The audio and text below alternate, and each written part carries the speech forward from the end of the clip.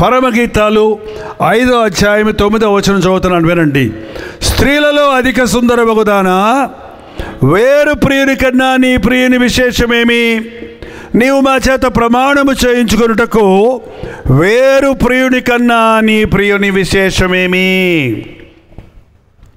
మిమ్మల్ని ఎవరైనా ఎప్పుడైనా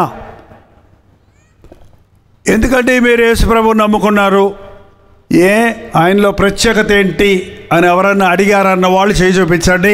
నేను ఇలా అడుగుతూనే ఉంటాను, మీ చేతులు చూస్తుంటాను. మిమ్మల్ని ఎవరు అడగలేదంటే మీలో ఏ మార్పు ఎవరు చూడలేదన్నమాట. మీరు యేసుప్రభువుని నమ్ముకున్నాను ఎవరికి చెప్పనే లేదన్నమాట. ఏంటండి? మేము యేసుప్రభువుని నమ్ముకున్నాం అన్నోళ్ళు చేయి చూపించండి. అమ్ముకున్నోళ్ళు కాదండి, నమ్ముకున్నోళ్ళు. ఇప్పుడు అమ్ముకునే వాళ్ళు బయలుదేరారు, అందులో పాస్టర్స్ మొదటి లైన్లో ఉన్నారు. చాలామంది సేవకులు యేసుప్రభువుని అమ్మేసుకుంటున్నారు. చాలా బాధకరంగా ఉంది. నాకైతే భయం వేస్తుంది. ప్రభు అట్లాంటి స్థితికి ఎప్పుడు దిగజారనివ్వద్దు. ప్రభు నామాన్ని పెట్టుకొని వ్యాపారం చేయటం, ప్రభు నామాన్ని వంక పెట్టుకొని సంపాదించుకోవటం, ప్రభు నామాన్ని పెట్టుకొని పొగడ్తలు పొందటానికి ఆశపడటం అనేది చాలా భయంకరమైందండి. డబ్బు కావాలంటే వ్యాపారం చేసి సంపాదించుకోవచ్చు, యేసయ్య సువార్త ద్వారా కాదు. సువార్త ద్వారా మనం సంపాదించింది ఆత్మలు సంపాదించాలి. ప్రభు చెప్పింది ఏంటండి? నా వెంబడి రండి, నేను మిమ్మల్ని మనుషులను పట్టు జారులుగా చేస్తాను. ఎంతమంది ప్రభువుని నమ్ముకున్నారన్నారు? చేయి చూపించండి. మళ్ళీ ఒకసారి అందరూ చెప్పేశారు. అంటే మీరు ఎప్పుడు ప్రభువుని నమ్ముకున్న వాళ్ళు మీ ఇంట్లో ఉన్నారన్న వాళ్ళు చేయి చూపించండి. కొంతమందికి ఉన్నారు, చాలామందికి లేరు. అదృష్టం. నేను నా కుటుంబం ప్రభువుని సేవిస్తాం. నా ప్రియుడు ధవళవర్ణుడు, పరిశుద్ధుడు, పరిశుద్ధుడైన ప్రభువును మనం ఆరాధిస్తున్నాం. నాలో పాపముందని మీలో ఎవరు స్థాపించగలరు అని అడిగితే ఒక్కరు కూడా నోరెప్పలేదండి. మరి పరిశుద్ధుడిని ఎందుకు సిలువేశారు? పిలాతు అనే న్యాయాధిపతి ప్రభువును పరిశీలించిన తర్వాత ఏం చెప్పాడు తెలుసండి? ఈయన యందు నాకు ఏ దోషమో కనబడలేదు. మరి ఎందుకు ఆయన్ని కొరడాలతో కొట్టారు? మరి ఎందుకు ఆయన్ని ఘోరమైన సిలువ వేశారు? నీ కోసం. యేసుక్రీస్తు నా కోసమే కలువరి సిలువలో తన ప్రాణాన్ని ఇచ్చాడు. నేను ఒక్కడే ఈ లోకంలో ఉన్నా సరే నన్ను ఒక్కడిని రక్షించడానికి యేసు ప్రభు వచ్చి సిలువలో మరణించుండేవాడని నేను మనస్ఫూర్తిగా నమ్ముతున్నానండి. మీరు నమ్ముతున్నారా? మీకోసమే యేసు ప్రభు సిలువలో మరణించాడని. మన కోసం అనకండి, ఏమనాలే? నా కోసం. నా ప్రియుడు ధవళవర్ణుడు, పాపలలో చేరక ప్రత్యేకంగా ఉన్నవాడు, పైనుండి వచ్చినవాడు. నా ప్రియుడు రత్నవర్ణుడు. రత్నం అంటే ఎలాగలుగుతుందమ్మా? అయ్యో, రత్నం పేర్లు మాత్రం పెట్టుకుంటారు, రత్నం రత్నం అని. ఏ రంగండి? ఎరుపు అండి. ఏంది? ఎరుపు ఏ రంగులో ఉంటుంది? ఎర్రగా ఉంటుందంట.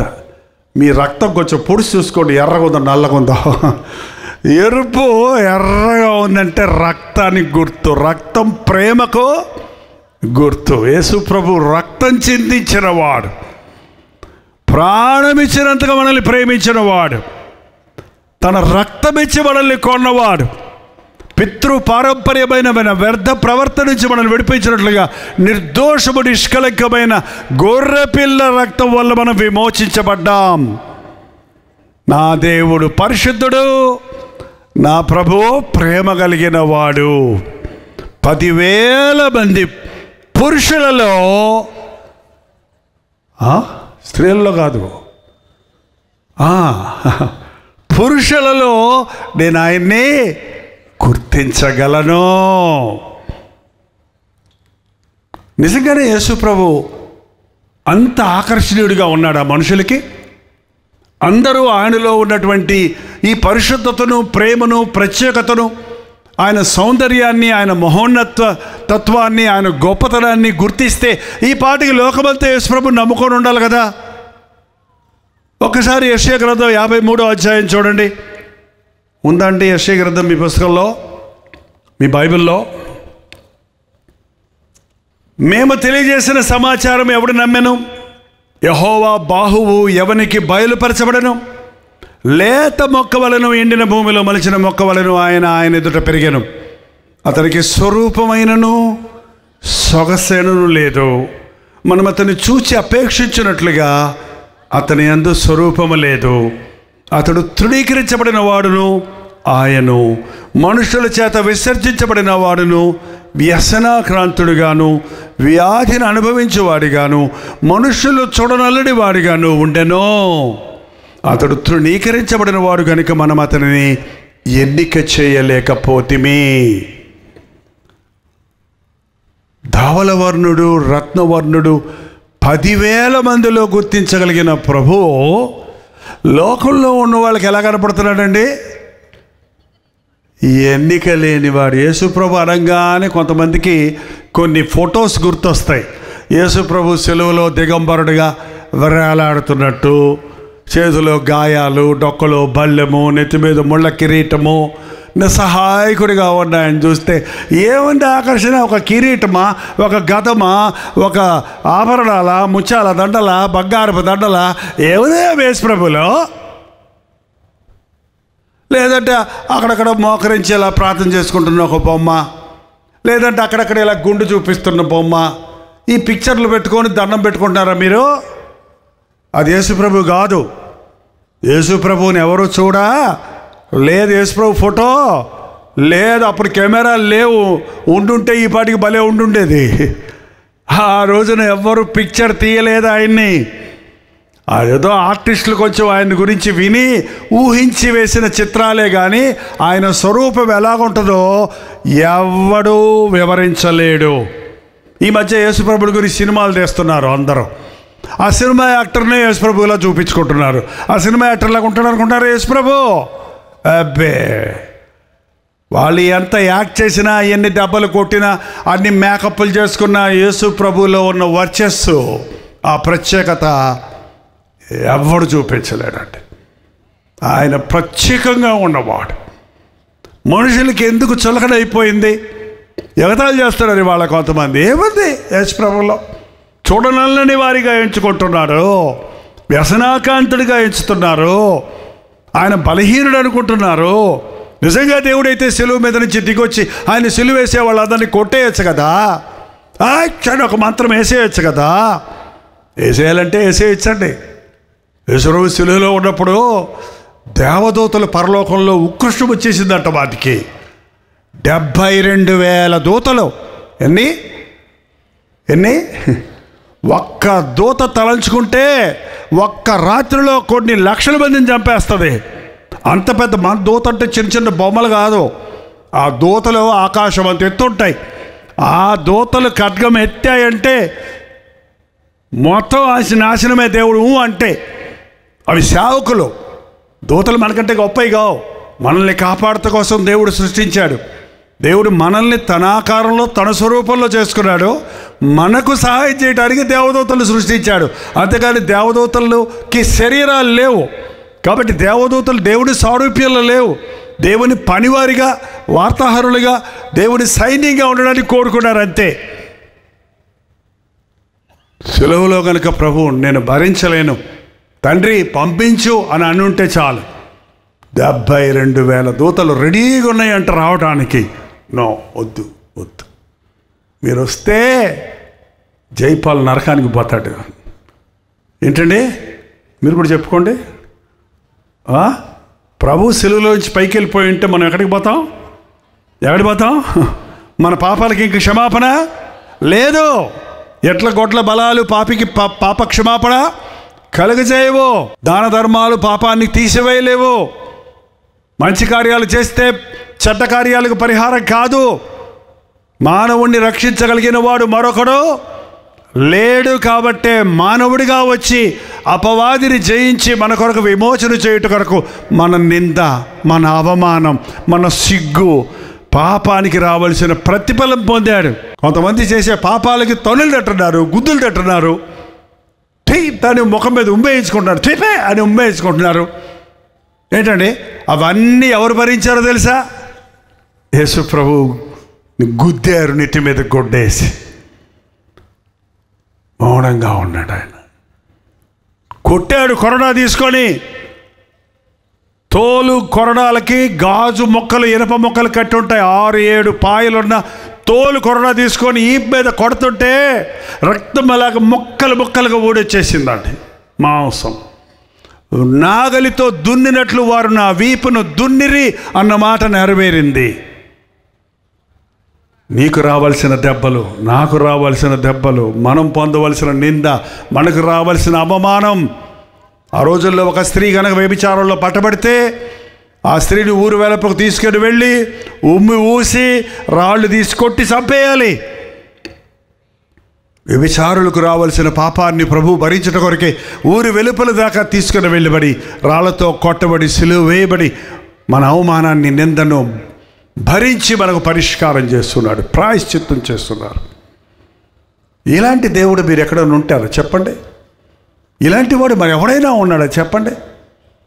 ఎవరైనా నీకు అన్నీ ఉన్నప్పుడు నీ దగ్గర ఉంటారు, నీతో పాటు సుఖం అనుభవించడానికి రెడీగా ఉంటారు, నీతో పాటు కష్టం అనుభవించేవాడు ఎవడైనా ఉన్నాడా? యేసయ్య మనల్ని ఎంత ప్రేమిస్తున్నాడో అన్నది ఆయన సిలువను ధ్యానిస్తే మనకు అర్థమవుతుందండి. నీకు రావలసిన నిందను, అవమానాన్ని, సిగ్గును, శిక్షను భరించి వదకు తేబడిన గొర్రె పిల్లవలే మౌనంగా ఉన్నారు. యేసు ప్రభువును సిలువ వేసిన స్థలం, యేసు ప్రభువును అన్యాయపు తీర్పు తీర్చిన స్థలం, ఆ తీర్పు తీర్చిన స్థలంలో ఆ యొక్క కయప ఇంటి దగ్గర ఒక పైన రంధ్రంలాగా ఉంటుంది, అందులో నుంచి తోసేస్తారట. తీర్పు తీర్చిన తర్వాత ఆ గోతులో తోసేస్తే కింద ఒక బిలంలాగా ఉంది. ఒక రాత్రంతా ప్రభువుని అక్కడ ఉంచారు ఆ తెల్లవారే వరకు. ఆ స్థలాన్ని చూస్తే నాకు ఏడుపు తట్టుకోలేకపోయాను. నా యేసయ్య నా కొరకు ఎంత అన్యాయపు తీర్పు పొందాడు, ఎలా భరించాడు, ఆయన ఎలా సహించాడు. ఆయన గుద్దులకి ఆయన ముఖమంతా చితికిపోయి వాసిపోయి, కన్ను ఒకటి వాసిపోయి, పెదాలన్నీ పగిలిపోయి, నెత్తి మీద 3.5 అంగుళాలున్న ముళ్ళండి అవి. అక్కడ ఉన్న కిరీటాలు చూసాము. 3.5 అంగుళాలున్న ముళ్ళ కిరీటం నెత్తిని పెట్టి కొడితే చివరి రక్తం చెందినప్పుడు ఆ రక్తం తుడుచుకోవడానికి కూడా లేదు. ఆ సైనికులు ఉమ్మేస్తే ఉమ్ము తుడుచుకోవడానికి చేతులు కట్టేసి ఉంచారు. ఆ యొక్క చితికిపోయి ముఖమంతా వాసిపోయి వికృతంగా తయారైనప్పుడు ఆ సిలువలో వేలాడుతున్న యేసయ్యని ఎవ్వరూ చూడడానికి ఇష్టపడలే. ఏ సౌందర్యమో లేదు. మనుషులు చూడనల్లని వాడిగా అయ్యాడు, ఎన్నిక లేని వాడిగా అయ్యాడు. ఎందుకొరకు? నీ కోసమే, నా కోసమే, మన పాపములకు ప్రాయశ్చిత్తం చేయటం కోసమే, మనల్ని విమోచించడం కొరకు, మనల్ని నిత్య నరకం నుండి తప్పించడం కొరకు, మన పాపాలను క్షమించడం కొరకు మన స్థానంలో యేసు ప్రభు బలయ్యాడు. నమ్ముతున్న వాళ్ళు అల్లే చెప్పండి. నిజంగా నమ్మారా? అల్లెలు చెప్పమన్నది విన్నారా? ఏం నమ్ముతున్నారు? నా కోసమే యేసు ప్రభు సిలువలో మరణించాడు అని నోరారా చెప్పండి.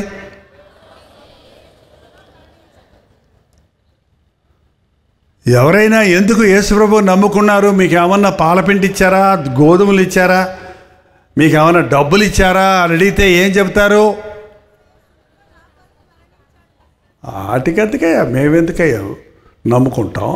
మా కోసం ప్రాణం ఇచ్చిన ప్రభు కాబట్టి నేను ఆయన్నే నమ్ముకున్నాను. ఆయన నా బతుకును మార్చాడు కాబట్టి నేను ఆయన్ని నమ్ముకుంటూ ఉన్నాను. నా జీవితంలో పాపపు భారాల నుండి, పాపపు సమస్యల నుండి, పాపపు అలవాటుల నుంచి నన్ను విడిపించాడు కనుక యేసే రక్షకుడని నేను చెబుతున్నాను. యేసుక్రీస్తులో ఎవరైనా ఉంటే వాడు నూతన సృష్టి, పాతవి గతించను, సమస్తము కొత్తవాయను. అబద్ధాలు ఆడుతూ, మోసాలు చేస్తూ, ఏంటంటే దొంగతనాలు చేస్తూ, ఒక ఊర్లో మీటింగులు పెడితే అయ్యగారు కొంచెం ఇవాళ ఆలస్యంగా ప్రారంభిద్దామండి, మనుషులు రారండి, ఏమైందండి అంటే ఇప్పుడు కూడా చాలామంది ఆలస్యంగా వచ్చారంట. లెంట్ జరుగుతున్నాయి, చర్చిల్లో ముగించుకొని వస్తామన్నారు. ఇది వేరే సంగతి, మంచి సంగతి. కానీ వీళ్ళంట సీరియల్ అప్పుడే అవుద్దంట 8:30కి. సీరియల్ చూసుకున్నాక వస్తారంట చర్చికి. మరి ఎందుకు? మళ్ళీ ఇది అయిపోయేటప్పటికంట ఇంకో సీరియల్ ఉంటుందంట. అందుకని టైంకి ముగించాలంట, ఎందుకంటే అక్కడికి వెళ్ళాలంట. ఇంకా ఉంది, రేపేదో ఉంటుంది కదా, ఏముంది చూస్తూ ఉంటుంది చివరిలో. ఏంటండి, దేవుడిని ప్రేమించేవాడు ఇలాంటి వాటిని ప్రేమించాడు. ఇదంతా పెంట, ఇదంతా చెత్త. ఎంత వెతికినా టీవీ ప్రోగ్రాముల్లో, లోక కార్యాల్లో నువ్వు ఎంత వెతికినా నీ మనస్సుకు శాంతినిచ్చేది అక్కడ లేదు. నీకు పరలోకానికి నడిపించే మార్గాలు అక్కడ లేవు. నీ సంగతి నువ్వు తెలుసుకునే పరిస్థితి లేదు.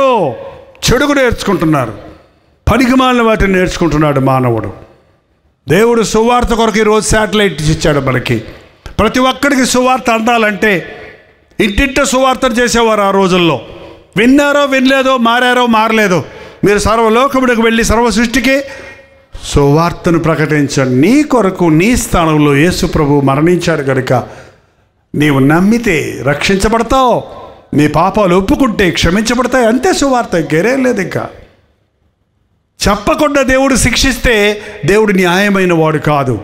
కాబట్టి అంగీకరిస్తే యేసయ్య రక్షణ, అంతే సింపుల్. దీనికి ఏదో పెద్ద పెద్ద యాత్రలు చేయాల్సిన అవసరం లేదు, దాన ధర్మాలు చేయాల్సిన అవసరం లేదు, భక్తి కార్యక్రమాలన్నీ చేయాల్సిన అవసరం లేదు. హృదయాన్ని దేవునికి ఇస్తే చాలు. నా కుమారుడా, నీ హృదయం నాకు. యేసు ప్రభు హృదయాల్లో నివసించే దేవుడు అండి. ఈ రాత్రి నిజంగా నీ దేవుడు ఎంత గొప్పోడు నీకు తెలిస్తే, ఆయన నేను ఎంత ప్రేమించాడో నీకు తెలిస్తే, ఆయన గురించి చెప్పుకోవడానికి సిగ్గుపడవు, ఆయన గురించి ఒప్పుకోవడానికి భయపడవు, ఆయనలాగా బ్రతకడానికి ఆశపడతావు. ఈ లోకాన్ని, లోకములో ఉన్న వాటిని ప్రేమించావు. ఇంకా లోకాన్ని ప్రేమిస్తూ, ఇంకా లోకంలో పాపాన్ని ఆశిస్తూ, అప్పుడప్పుడు బాధలు కష్టాలు వచ్చినప్పుడు ప్రభువా అంటాం. క్రైస్తవ భక్తి కాదంటే. నిన్ను విడువను ఎడబాయనన్న దేవుని మన కొరకు తన ప్రాణాన్ని ఇచ్చాడు. నా కోసమే సిలువలో ఆయన మరణించాడు. ఆయన వంటి దేవుడు మరొకడు లేడు, సందేహమే లేదు. ఆయన జననం ఒక అద్భుతం, ఆయన మరణం ఒక అద్భుతం. మనందరం స్త్రీ పురుష సంపర్కం వల్ల జన్మించాం. యేసుక్రీస్తు కన్య మరియ గర్భాన ఉద్భవించాడు. పెళ్లి కాని వాళ్ళు కన్యలు అనరా అండి. పురుషుని ముట్టని, పురుషుని ఎరుగని కన్య మరియ గర్భములో జన్మ కర్మ పాపము లేనివాడిగా ఆయన జన్మించాడండి. ఆశ్చర్యం. దేవాది దేవుడు భూలోకానికి వచ్చినప్పుడు, సర్వాన్ని వదిలిపెట్టి వచ్చినప్పుడు, పశువులు గడ్డి వేసే తొట్టెలో ఆయన్ని పరుండబెట్టాడు. అది ఆశ్చర్యం. ఈయనేందు ఏ దోషము లేదని చెప్పిన పిలాతే ఆయనకు మరణశిక్షను విధించాడు, శిలువ శిక్షను విధించాడు, కరోనా శిక్షను విధించాడు. ఘోరాతి ఘోరంగా ఆయన్ని హింసించారు, నిందించారు, అవమానించారు. నేరస్తులకు శిక్ష పడద్దండి. నేరం లేదు నొప్పుకొని మళ్ళీ ఎందుకు శిక్ష వేశాడు? అదే ఆయన మరణంలో ఉన్న ప్రత్యేకత. ఈరోజు యెరూషలేము వెళ్తే ఖాళీ సమాధి ఉందండి. అక్కడ ఏ సమాధిలో వెళ్ళి తవ్వి చూసినా ఎండిపోయిన ఎముకలు ఉంటాయి, కనీసం మట్టికి మట్టి అయిన శరీరాలు ఉంటాయి. కానీ యేసయ్య సమాధి ఖాళీగా ఉంది. యెరూషలేము దేశము రాళ్లతో ఉంటుంది, కొండలు అవన్నీ కూడా. కనుక మనకులాగా సమాధి తవ్వి మట్టిలో పాతి పెట్టరు, అక్కడ గుహల్లో పాతి పెడతారు. ఆ గుహకు అడ్డంగా ఒక బండను పెడతారు. అది ఒక తెరవబడిన సమాధి అక్కడ ఉంది. అది యేసుక్రీస్తు ఖాళీ సమాధి. ఆయన మరణాన్ని జయించి మూడవ దినాన మృత్యుంజయుడై లేచి ఉన్నాడు. మరణాన్ని జయించి లేచిన వాడు మరొకడు లేనే లేడు. ఒకవేళ మళ్ళీ బతికి మళ్ళీ చచ్చిపోయారు ఉన్నారేమో. ప్రభు లాజరును లేపాడు, మళ్ళీ చచ్చిపోయాడు. యాయిరు కుమార్తెను ప్రభు బతికించాడు, మళ్ళీ చచ్చిపోయింది. విధవరాలి కుమారుని ప్రభు పాడ ముట్టగానే లేచి కూర్చున్నాడు, కానీ మళ్ళీ చనిపోయాడు. కానీ యేసు ప్రభు చనిపోలేదు. ఆయన 500 మంది భక్తులు చూస్తుండగా 40 దినములు ఆయన అనేకులకు కనబరుచుకొని, అనేకులు చూస్తుండగా ఆకాశానికి ఆరోహణమయ్యాడు. ఇంకా తేరు చూస్తుంటే ఏ రీతిగా మీ వద్ద నుండి ఈయన ఎత్తబడ్డాడో ఆ రీతిగానే తిరిగి వస్తాడు. నేను వస్తాను అని చెప్పిన ప్రభు రాబోతూ ఉన్నాడండి. త్వరలో రాబోతూ ఉన్నాడు. ఈ రాత్రి నా ప్రియుడు ధవలవర్ణుడు, రత్నవర్ణుడు, 10,000 మంది పురుషులుడైన ఆయన్ని గుర్తించగలను. ఆయన అతి మనోహరుడు, ఆయన అతి సుందరుడు, ఆయన పరలోక రాజ్యానికి అధికారి. నన్ను ఆయన రాజ్య వారసుడిగా చేసుకుంటాడు. ఆ నమ్మిన వాళ్ళు దయచేసి మోకరించగలిగితే మోకరించండి, లేకపోతే మీరు నిలవబడండి. కుర్చీల్లో కూర్చొని ప్రార్థన చేయటం వల్ల ప్రార్థన రాదు. మోకరించగలిగితే the best way, you can kneel down. If not, కుదరకపోతే నిలబడి ప్రార్థన చేద్దాం. ఎవరు ప్రార్థన సమయంలో వెళ్ళిపోవద్దండి. ఈ రోజున మీ ఇంట్లో ఉన్న కరువును తీసేయాలని, మీలో ఉన్న ద్విమనస్సును తీసివేయాలని, మీకు సంపూర్ణమైన రక్షణ అనుభవం కలుగజేయాలని పరిశుద్ధాత్ముడు మన మధ్యలో ఉన్నాడు. నిజమే, మీలో కొందరు ఇబ్బందులు పాలవుతున్నారు, అనారోగ్యాలు పాలవుతున్నారు, అసమాధానానికి గురవుతున్నారు, రకరకాల సమస్యలు లోకంలో మిమ్మల్ని చుట్టుముడుతున్నాయి. కారణం మీరు మిమ్మల్ని విడిపించగలిగిన ప్రభువును నమ్మలేదు కాబట్టి మీకు ఇంకా విడుదల దొరకలేదు. ఈ రాత్రి నువ్వు నమ్మితే అద్భుతం చూస్తావు. వైద్యులు ఒకవేళ నీ రోగానికి నివారణ లేదని చెప్పారేమో, ఈ రాత్రి నమ్మితే స్వస్థత చూస్తావు. నీ రక్షణ సంపూర్ణంగా లేదేమో, ఈ రాత్రి నీ హృదయాన్ని ఆయనకి అప్పగిస్తే అద్భుతమైనటువంటి మార్పును నీ జీవితంలో చూస్తావు. దేవా, నా జీవితాన్ని నీకు ఇస్తున్నానయ్యా అన్నవారు మీ కుర్చీ ఎత్తి ఉంచండి. మరి ఏదన్నా సమస్యతో మీరు పీడించబడుతుంటే, నేను ప్రార్థిస్తున్నప్పుడు మీ సమస్యను దేవుడితో చెప్పండి. మీరు అక్కడ, నేను ఇక్కడ ప్రార్థిస్తుంటే ఇద్దరు ముగ్గురు ఏకీపించి భూమి మీద ఏది బంధిస్తారో అది బంధించబడుతుంది, ఏది విడిపిస్తారో అది విడిపించబడుతుంది అని చెప్పిన ప్రభు ఒక అద్భుతాన్ని మనకి రాత్రి చేయాలని ఆశిస్తున్నాడు. పరిశుద్ధుడా, ప్రేమగల్ల తండ్రి, ఒక్కసారి మమ్మల్ని చూడయ్యా. ఈ నందిగామలో నీ నామంలో కూడి వచ్చిన నీ బిడ్డలను చూడయ్యా. పలు ప్రాంతాల నుండి తరలి వచ్చిన విశ్వాసులను చూడయ్యా. వారి కొరతలు తీర్చయ్యా, వారి సమస్యలు తీర్చయ్యా, వారి అస్థిరతను చూచి స్థిరపరిచయ్యా, మా విశ్వాసాన్ని బలపరిచయ్యా. అపవాదికి మాలో సందు లేకుండా, వాడికి మా మీద అధికారం లేకుండా, నాజరేయుడైన యేసుక్రీస్తు నామములో సాతాను సంబంధమైన అపవాది క్రియలకు లోనైన ప్రతి ఒక్కరిని విడుదల చేయించున్నాము తండ్రి. అవి దురభ్యాసాలైనా, అవి మానసిక ఆందోళనలైనా, అవి ఆర్థిక ఇబ్బందులైనా, అది శరీర రోగములైనా, మరణాన్ని జయించి మృత్యుంజయుడైన నాజరేయుడైన యేసుక్రీస్తు నామములో విడుదల చేయించున్నాము. నా యేసయ్యను దర్శించాడు, నా సమస్యను తీర్చాడు, నా హృదయాన్ని మార్చాడు, నా హృదయంలో పరిశుద్ధాత్మ కార్యము జరిగిందన్న సాక్ష్యాలతో మేము నిలబడుటకు సహాయం చేయము. మనుషులకు అసాధ్యము కానీ సమస్తము సాధ్యమన్నావు కదా. గర్భఫలాలు లేవని కుమిలిపోతున్న కుటుంబాలను దర్శించిన ఆయన 10 సంవత్సరాలైనా, 13 సంవత్సరాలైనా, 15 సంవత్సరాలైనా, 25 సంవత్సరాలు కనిపెట్టిన అబ్రహాము శారాల గర్భం తెరిచిన దేవుడు కదా. నిండు వృద్ధాప్యంలో జకరయ్య ఎలిజబెతులకు గర్భఫలాన్ని ఇచ్చిన దేవుడవు కదా. నీ అద్భుత కార్యాలు ఆశించిన ప్రతి వారి కుటుంబంలో జరగనివ్వన ఆయన. ఈ వ్యాధి నివారణ కాదు, ఏ రోగానికి మందే లేదు అని డాక్టర్లు బెదిరింపులకు లొంగిపోయి వేదనతో మరణమే గతనుకున్న వారిని ఆ రోజున ఆయన నానా విధములైన రోగులను స్వస్థపరిచిన ఆ నజరేయుడైన యేసుక్రీస్తు నామములో ప్రతి రోగమును ఈ రాత్రి స్వస్థపరుచున్నాము తండ్రి. మళ్ళీ వైద్యులే ఆశ్చర్యపడినట్లుగా స్కానింగ్ రిపోర్ట్స్ను మార్చగలిగిన దేవుడిగా నీవు ఉన్నావు. మా యొక్క బ్లడ్ రిపోర్ట్స్ను మార్చగలిగిన దేవుడిగా ఉన్నావు. నమ్మట నీ వల్ల అయితే నమ్మడానికి సమస్తము సాధ్యమన్నావు. నీవు పొందిన దెబ్బల ద్వారా ఉన్న స్వస్థతను మాకు దయచేయము. శరీరంలో ఏ భాగాలలో ఎవరెవరికి ఎటువంటి బలహీనతలు ఉండవో ప్రతి వ్యాధిని ఈ రాత్రి నజరేయుడైన యేసుక్రీస్తు నామములో స్వస్థపరుచున్నాము తండ్రి.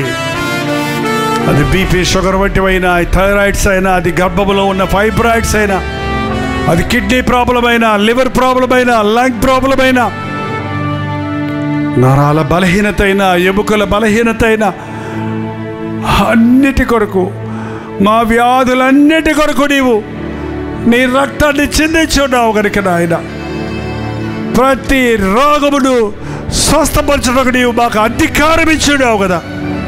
నీ శిష్యులను పిలిచి నానా విధములైన రోగములను స్వస్థపరచుకు, దెయ్యములు వెళ్ళగొట్టుటకు అధికారం ఇచ్చావు. నీవిచ్చిన అధికారమును బట్టి నజరేయుడైన యేసుక్రీస్తు నామములో ఉన్న శక్తిని బట్టి ప్రతి బంధకము నుండి, ప్రతి దురాత్మ నుండి, ప్రతి అపవిత్రాత్మ నుండి, ప్రతి అనారోగ్యము నుండి నీ బిడ్డలను విడుదల చేయించున్నాము తండ్రి. విడుదల చేయించున్నాము నాయన. నమ్ముచున్నాము నాయన. అపనమ్మకం లేకుండా సహాయం చేయము. యేసుక్రీస్తు నామములో అడుగుచున్నాము తండ్రి. మన తండ్రి అయిన దేవుని యొక్క ప్రేమయు, కుమారుడైన క్రీస్తు యొక్క కృపయు, ఆదరణకర్త అయిన పరిశుద్ధాత్మ యొక్క సహవాసమును కూడి వచ్చి ఆయన సన్నిధిలో ఆయన మాట యందు విశ్వాసముచ్చిన మనందరికీ ఇప్పుడును సదాకాలమును తోడై ఉండను గాక. ఆమేన్, ఆమేన్, ఆమేన్.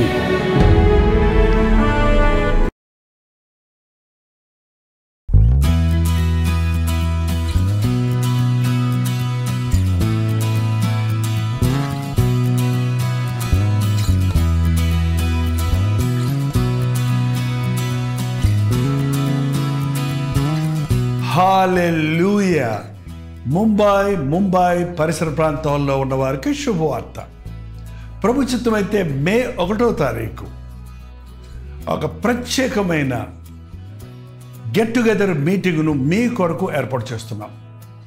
కేవలం సాయంత్రం 6 గంటల నుంచి 10 గంటల వరకు జరిగే ఈ ఒక్క మీటింగ్కి ఖచ్చితంగా మీరు హాజరవుతారని, ముఖాముఖిగా మిమ్మల్ని చూడడానికి, వ్యక్తిగతంగా మీకు ప్రార్థించడానికి, దేవుడిచ్చిన సందేశాన్ని మీకు అందించడానికి చెన్నై నుంచి మేము ముంబై వస్తున్నాం.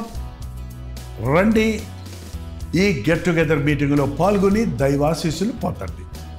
చిరునామా గమనించండి. Morning star English school, సయాన్, Dharavi, Mumbai.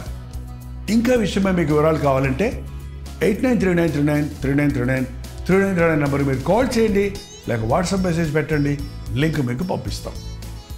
రండి, మీ స్నేహితులతో, బంధువులతో రండి. ప్రత్యేకంగా ప్రార్థిద్దాం. ప్రభు సన్నిధిలో మన వ్యక్తిగత భారముల కొరకు, అనేకుల కొరకు విజ్ఞాపన చేద్దాం.